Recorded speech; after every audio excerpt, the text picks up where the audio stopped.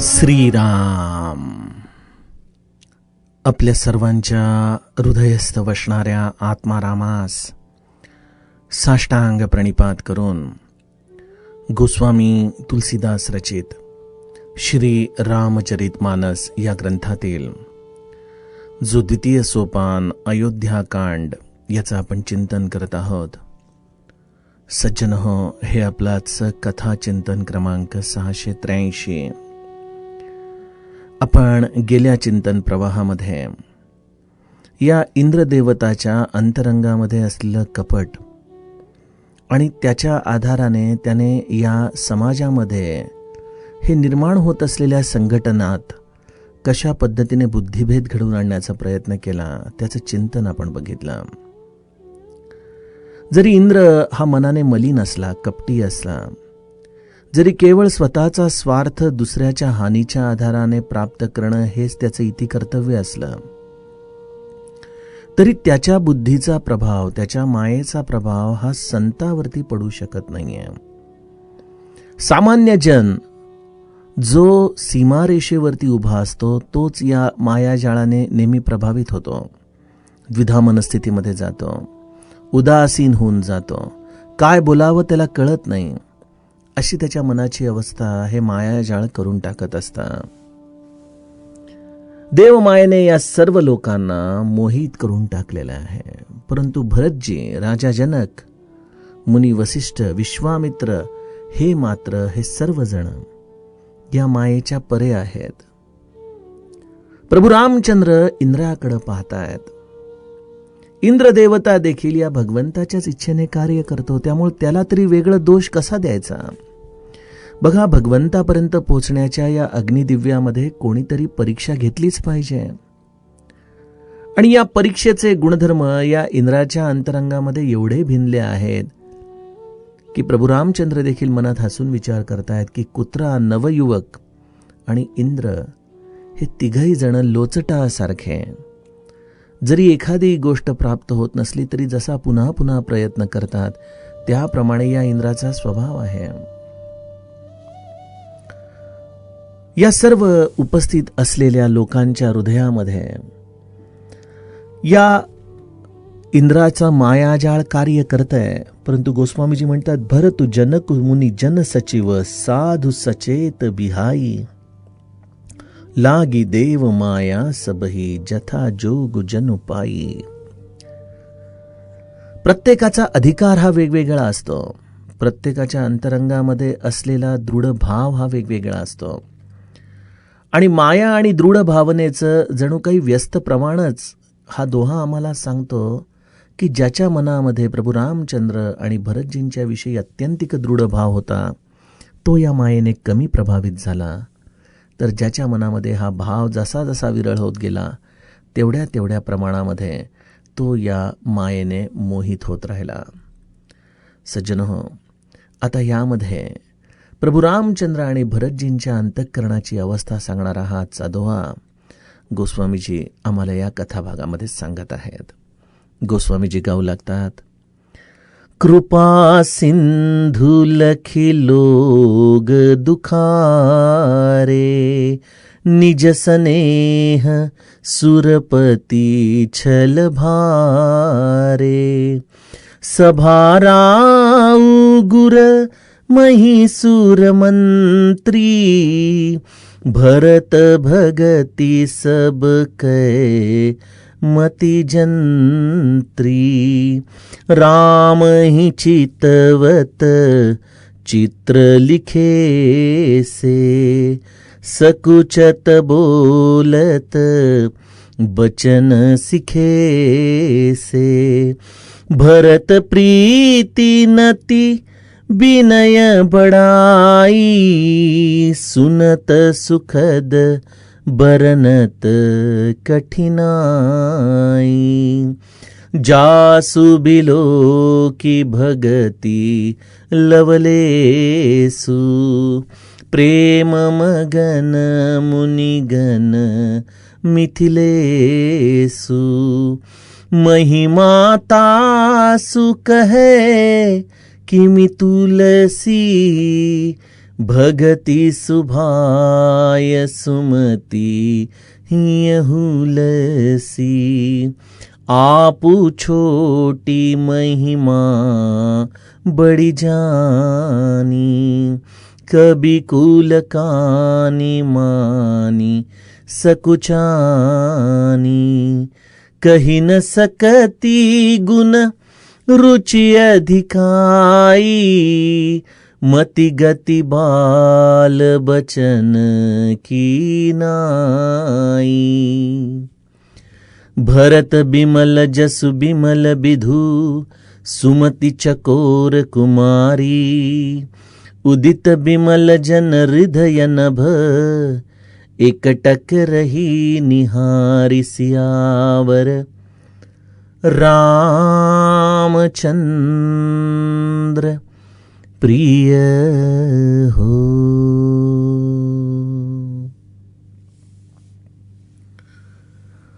सज्जनो, या मायेचं आणि भगवंताचं एक अतूट अद्वैत असं नातं आहे. प्रभू रामचंद्र आणि रावण या युद्धामध्ये जेव्हा आपण लंकाकांडाचा अभ्यास करू, तेव्हा रावण ज्या मायावी शक्तींच्या आधाराने प्रभू रामचंद्रांना हरवू पाहत होता, खरं तर या मायावी शक्ती प्रभू रामचंद्राच्याच दासदासी होत्या. आणि दासदासींच्या आधाराने स्वामीचा पराभव कसा करता येणार हे एवढं साधं सूत्र रावणाला कळू शकलं नाही. आणि त्यामुळं तो मायेच्या आधाराने प्रभूंना हरवायची इच्छा करतोय. कितीतरी त्याने कुटील चाली रचल्या. इंद्रजिताने युद्धामध्ये एका प्रसंगी वेगवेगळ्या प्रकारच्या पावसांचा पूर या युद्धामध्ये आणला. अगदी त्यामध्ये विष्ठेचा देखील पाऊस या मेघनाथाने या रणभूमीवरती पाडला. आणि गंमत अशी झाली की त्या पावसाच्या आधाराने सर्व वानरदळ गांगरून गेलं. एके ठिकाणी अशी रावणाने माया रचली की राक्षस कोण आणि वानर कोण हा भेदच त्याने मिटवून टाकला. कोण कोणाला मारतंय हेच कोणाला कळेना. अशी विचित्र मायेची अवस्था युद्धामध्ये रावणाने अनेकदा केली. आणि या प्रत्येक वेळेला वानरदळ मात्र भयभीत होऊन जायचं. प्रभू रामचंद्र काही वेळ या मायेला आपलं अस्तित्व, आपला प्रभाव जाणवू द्यायचे. आणि त्यानंतर केवळ प्रभू रामचंद्रांचं एक स्मित हास्य म्हणा किंवा धनुष्याचा एक टणत्कार म्हणा, प्रभू रामचंद्रांची एक दृष्टी म्हणा, या सर्व मायारूपी शस्त्रांचा या असुरांनी केलेला एक प्रघात, एक आघात याचा निप्पात करून टाकायचे.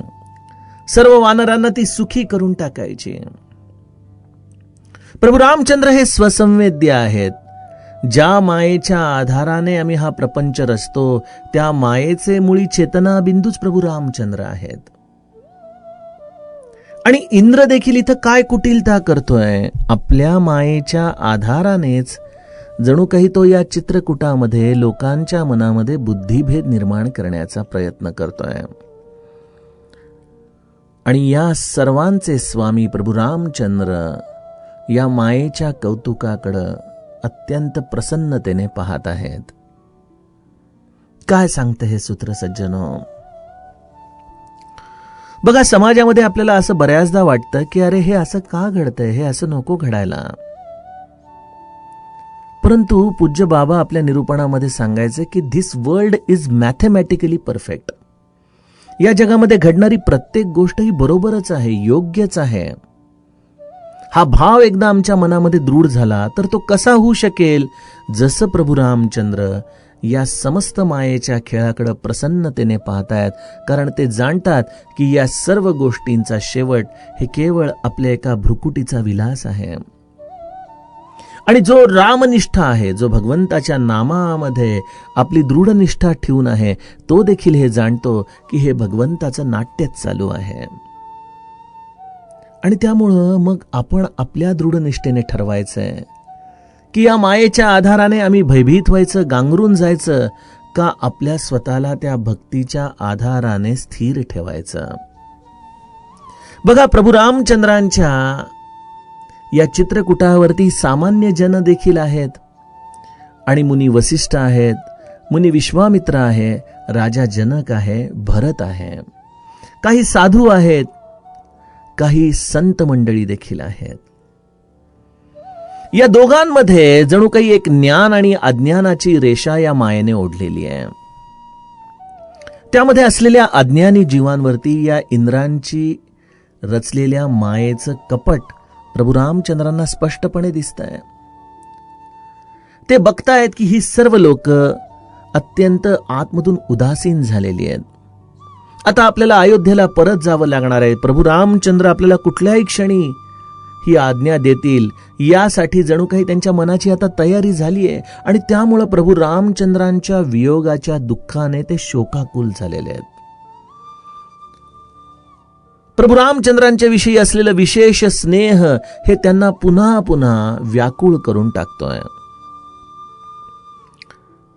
जीवनामध्ये आपल्या अत्यंत प्रियतम व्यक्तीच्या वियोगाच्या वेळेस जशी आपल्या मनाची अत्यंत कातर अवस्था होते, तशी प्रभू रामचंद्रांना एका व्यक्तिविशेषत्वामध्ये पाहणाऱ्या या अयोध्यावासियांची देखील अवस्था तशीच झालेली आहे. परंतु भरतजींच्या मनामध्ये जी ही प्रगाढ भक्ती आहे, त्या प्रगाढ भक्तीच्या आधाराने मात्र राजा जनक, विश्वामित्र इत्यादींना या इंद्राच्या मायेचा प्रकोप जाणवत नाही. सज्जनो, यातून एक अतिशय सुंदर सूत्र जणू काही आपल्याला गोस्वामीजी सांगतायत की प्रभू रामचंद्र हा काही सामान्य मनुष्य नाही, पंचमहाभूतिक देहांचा, भावभावनांचा ते परब्रह्म आहे आणि त्याच्या कृपेने ज्याला त्याच्या स्वरूपाचं दर्शन झालं तेणे दश दिशा आत्मा राम अशी त्याची अवस्था होऊन जाते. त्यामुळं अनेक संत असं म्हणतात की भरतजी प्रभू रामचंद्रांच्या वियोगातून चित्रकूटवरती आले होते. हा एक भाव आहे व्यक्तिविशेषत्वाचा. परंतु इथं भरतजी केवळ प्रभू रामचंद्रांच्या या स्वरूप दर्शनाचा, या पूर्ण कृपेचा लाभ घेऊन तृप्त झालेले आहेत आणि एकदा ते स्वरूप दर्शन झालं की मग वियोग कुठं राहिला, वियोगाला जागाच कुठं आहे. असा हा ज्ञानी आणि अज्ञानी अवस्थेमधला भेद आहे आणि त्यामध्ये प्रभू रामचंद्र समदर्शत्वाने या सर्वांच्या हृदयाची भावना जाणून आहेत. गोस्वामीजी लिहितात, कृपा सिंधु लखी लोग दुखारे, निज स्नेह सुर पति छल भारे, सभा राव गुर मही सुर मंत्री, भरत भगति सब कै मति जंत्री. अशा रीतीने या सर्वांच्या अंतःकरणामध्ये असलेले हे वेगवेगळे भाव प्रभू रामचंद्र आपल्या हृदयात जाणतायत. त्यामध्ये विशेषत्वाने भरतजींच्या अंतःकरणाचा हा भाव, जे प्रभू रामचंद्रांवरती देखील प्रेम करतायत आणि जे त्यांच्या या असलेल्या सर्व दृष्टीचं दर्शन करत आहेत, त्यांना या भरतजींची भक्ती ही विशेषत्वाने हृदयामध्ये आनंद निर्माण करते आहे. प्रभू रामचंद्रांच्याकडे चित्रासारखे सर्व मंडळी पाहत उभी आहेत. काय बोलावं, काय करावं, कोणालाच काही कळत नाहीये. गोस्वामीजी म्हणतात, जणू काही सकुचत बोलत बचन सिखेसे, शिकवल्याप्रमाणे संकोचल्यासारखे ते बोलत आहेत. बघा, लहानपणी आपली आई आपल्याला एखादी कविता शिकवायची आणि ती कविता आपल्याला म्हणून दाखवायला जेव्हा चार पाहुण्यांच्या समोर उभं करायची, त्यावेळेला आपली नजर ही सगळी आईकडे असायची आणि आई देखील ती कविता ओठामध्ये पुटपुटत असायची. आपण तिच्याकडं बघून ते काव्य म्हणायचो. किती संकोच असायचा, लाजाळूचं पान झालेलं असायचं आपलं, कारण तिचं स्वतःची मतीच चालत नाहीये. जे काही आहे ते त्याच्याच आधारावरती आहे. त्याप्रमाणे इथं अयोध्यावासियांची अवस्था देखील त्या लहान मुलासारखी झाली आहे. स्वतःची बुद्धीच आता चालेना. जे काही आता होईल ते सर्व काही प्रभू रामचंद्रांच्या हातात आहे. त्यामुळे चित्रासारखी सर्व ही प्रजाजन प्रभू रामचंद्रांच्याकडं टकटकी लावून पाहतायत आणि त्यांच्याकडून जसा भाव त्यांना प्राप्त होतोय त्याप्रमाणे संकोचासारखे ते एकमेकांशी संवाद करत आहेत.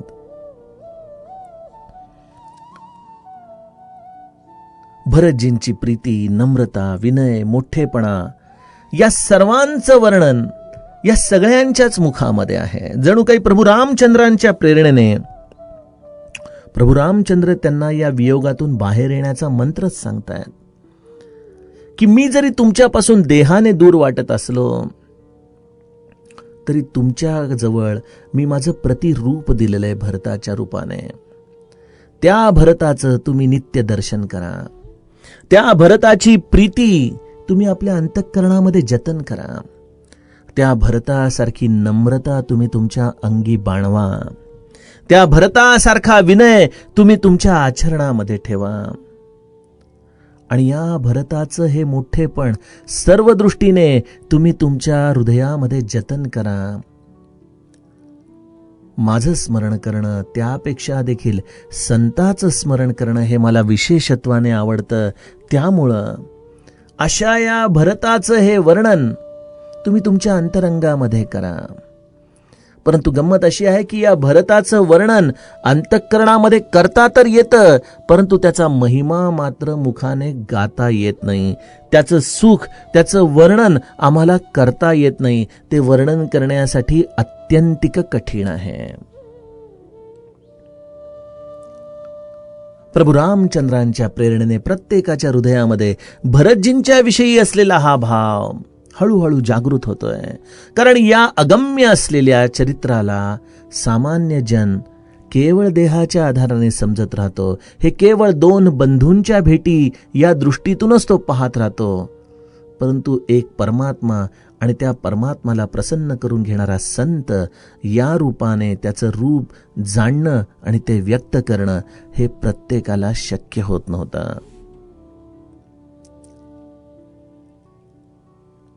ज्यांना हे अद्वैत कळतंय, ज्यांना भक्त आणि भगवंतामधलं हे अतूट नातं कळतंय, ज्याला हे कळतंय की प्रभू रामचंद्र आणि भरत ह्या नाण्याच्या दोन बाजू आहेत, यातील कुठलीही बाजू ही तेवढीच आपल्या जीवनाला आनंद देणारी आहे, असं अद्वैत ज्यांच्या हृदयामध्ये प्रभू रामचंद्रांच्या कृपेने उगम पावलेलं आहे. गोस्वामीजी लिहितायत, जासु बिलो की भगती लवलेसु प्रेम मगन मुनी गण मिथिलेसु.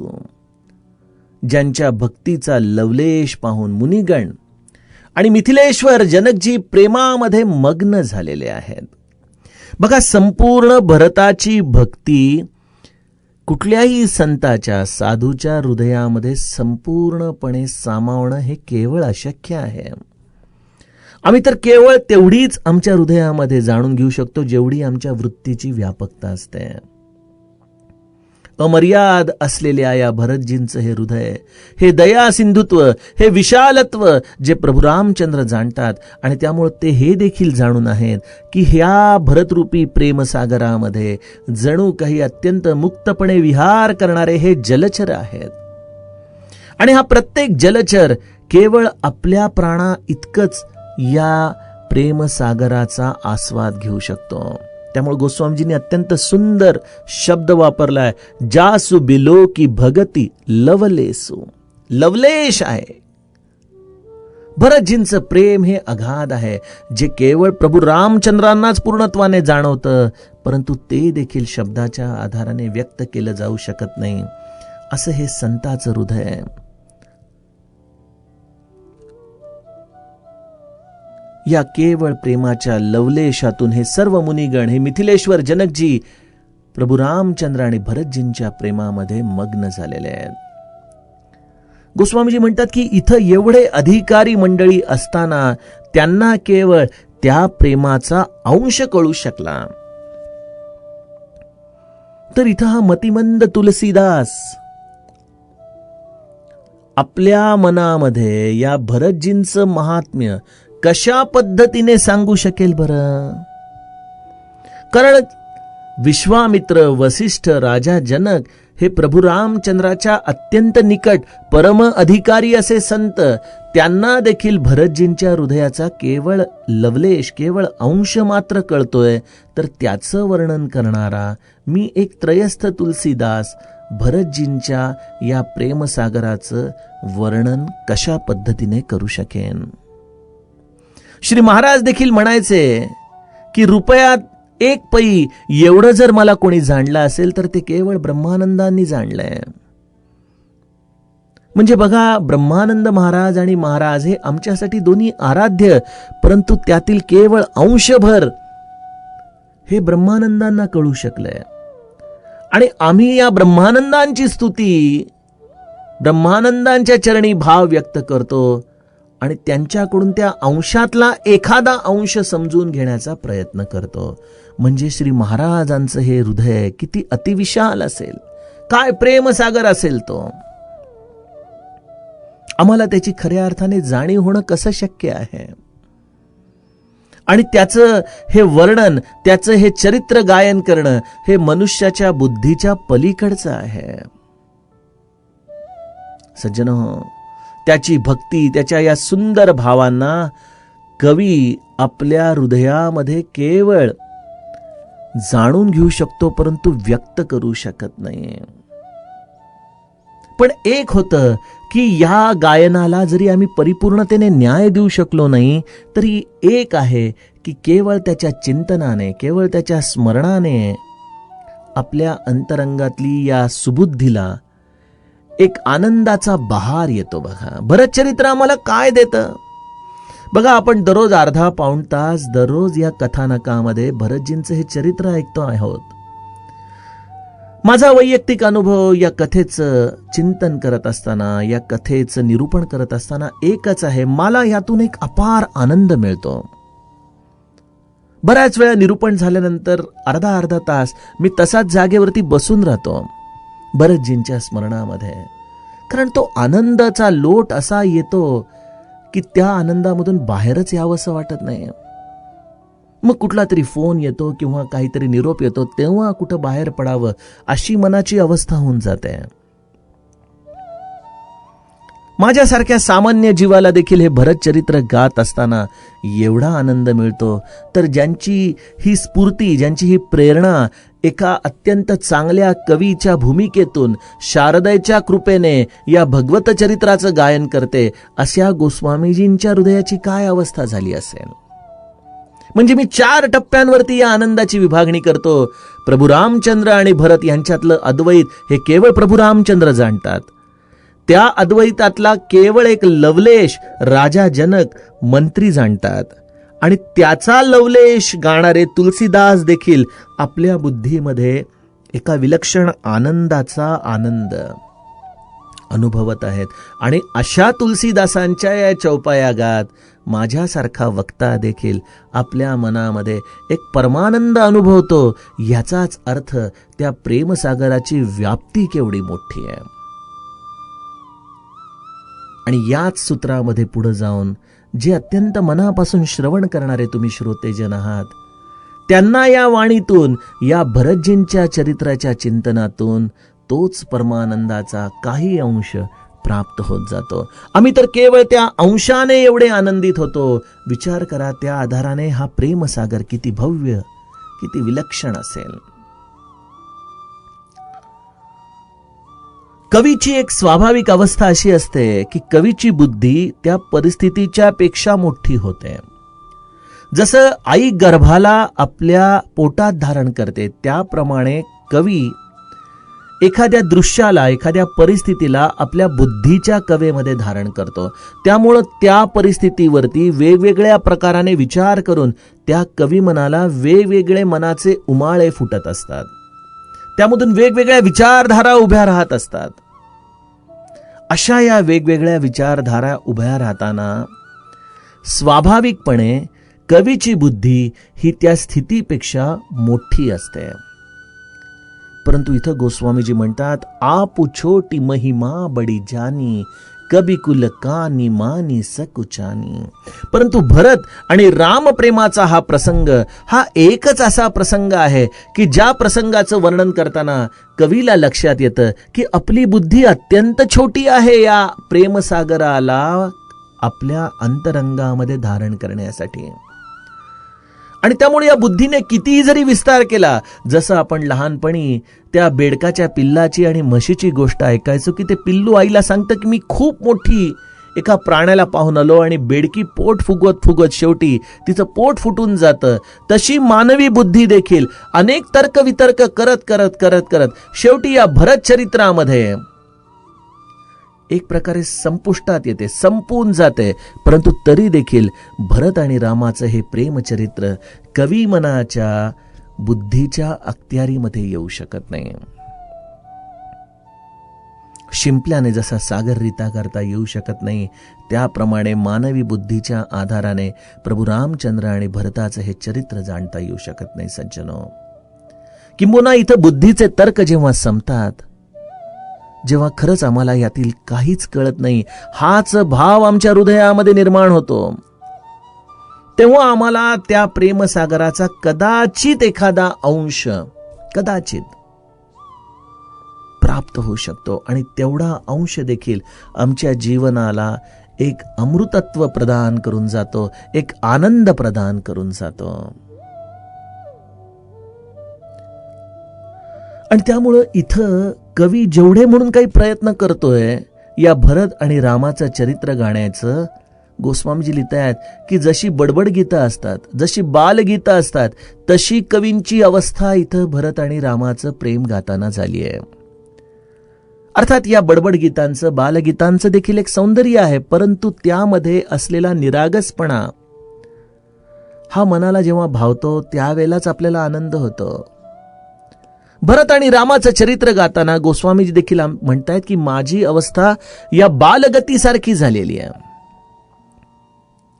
मी जे जे काही म्हणून वर्णन करण्याचा प्रयत्न करतोय ते केवळ एका बालबुद्धीच्या आधाराने मी त्यातील काही अंश टिपल्याचं मला जणू काही स्वतःच्या निदर्शनाला आणून देतंय.